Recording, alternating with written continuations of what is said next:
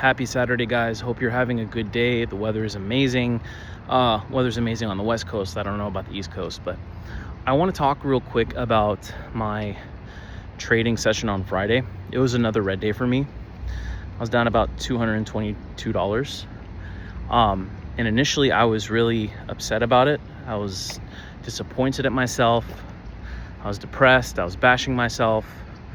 I was telling myself I overtraded again.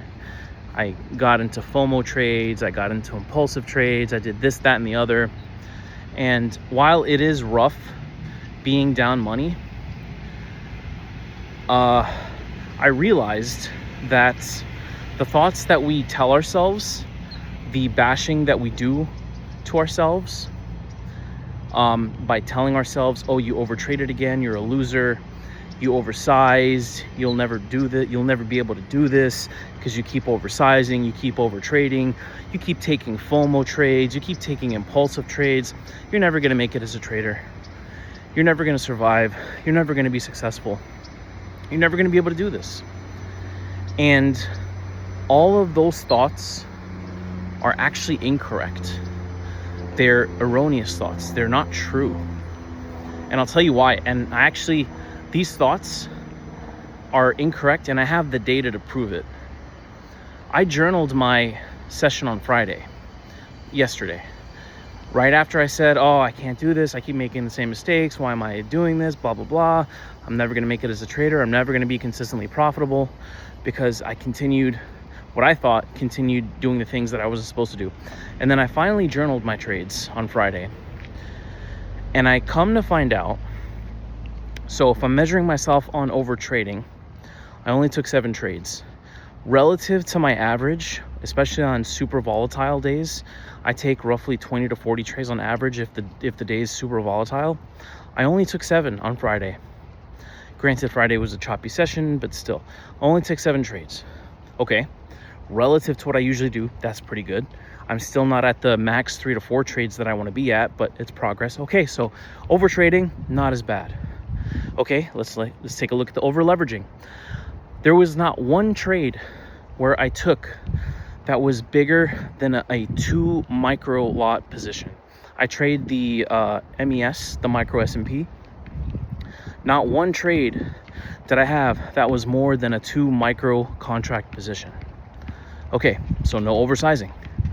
Okay, what about the FOMO? Let's take a look at the FOMO. Out of the 7 trades that I took, only two were out of impatience or FOMO because I wanted to claw back some of the profits that I had lost. Only 2. The other 5, all of them were part of my plan. All of them were part of the setup. All of them, the setup had appeared. I saw it. I took it.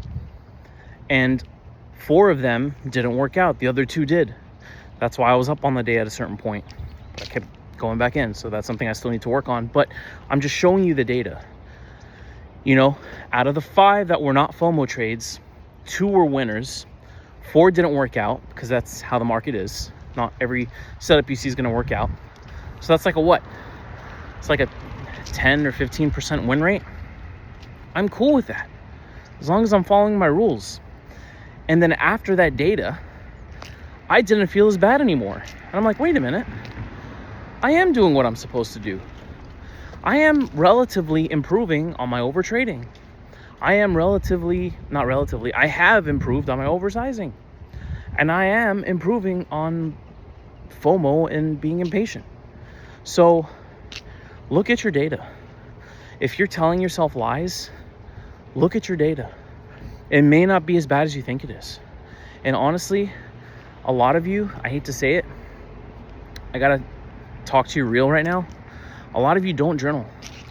Yes, psychology is important.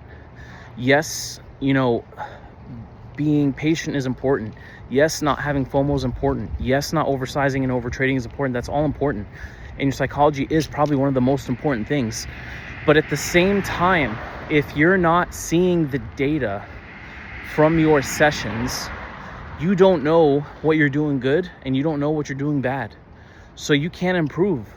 If you don't know the data for what times of day or all these things to show you where you're doing the best, where you're doing the worst, you can improve upon it. So look at your data, learn from your mistakes, and move forward, and stop lying to yourself. Stop lying to yourself and saying you can't do it, because you can. I can, I know I can, and I've been doing it, and I'm gonna continue to do it. And by the grace of God, I am a consistently profitable trader. I'm a consistently profitable trader. My P&L hasn't really caught up to that yet, but I am a consistently profitable trader. Have a good weekend.